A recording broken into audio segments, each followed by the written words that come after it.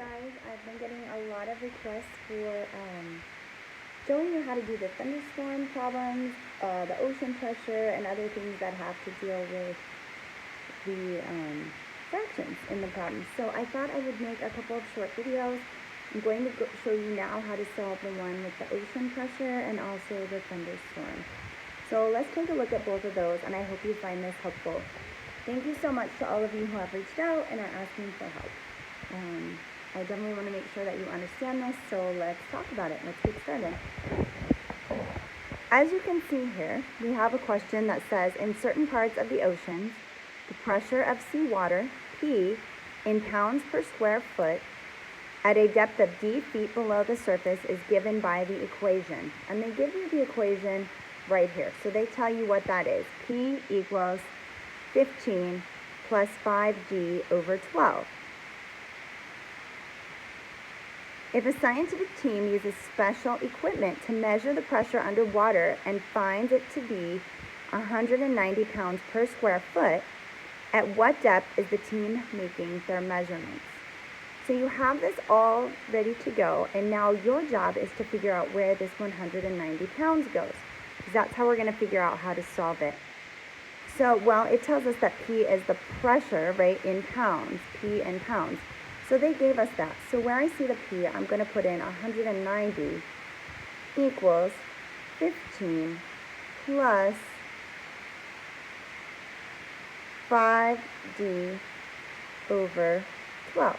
Right? You're right here. So now we're going to solve for the d because it asks us what depth. So it's the d that we're solving for. So we have a two-step equation. Actually, this one's going to be 3. And we're going to go ahead and solve for it. The first thing you always want to move is the plane number, the number that's not associated with the variable. So I'm going to take this 15. I notice that it's a positive 15. So to get it to the other side, I do the inverse operation. That means I'm going to subtract. Okay, that causes this to drop out here. And what I have left on this side of the equal sign is 5d divided by 12. And then I have 190 minus 15. And that gives me 175. Now I have 175 equals 5 times d divided by 12. Well, remember my goal. My goal is to get this d by itself. So in order to isolate the variable, I at some point need to move both the 12 and the 5. So now I'm going to go ahead and multiply by 12 because multiplication is the opposite of division. That is the inverse. And if you do it to one side, you have to do it to the other side. So I'm also going to multiply this by 12 over here.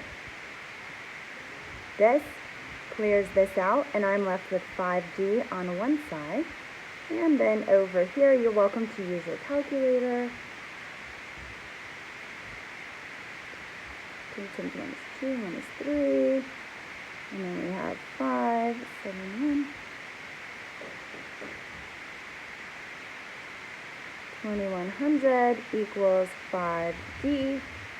And then we're going to divide by 5 because division is the inverse of multiplication. And now we're going to have our depth once we divide 5 into 2100. 5 times 4 is 20, with 1 left over. 5 times 2 is 10, and 0. So we have 420 as our depth.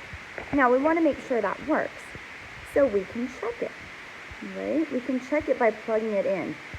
And so if all of this, when I plug in the 420, comes out to 190, then we've done it correctly.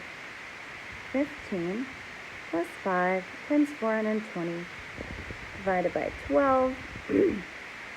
Let's first do 420 times 5. 5 times 0 is 0. 5 times 2 is 10. 5 times 4 is 20. There's 2100 divided by 12. Let's do that. 12 goes into 21 just one time. 90. Let's see.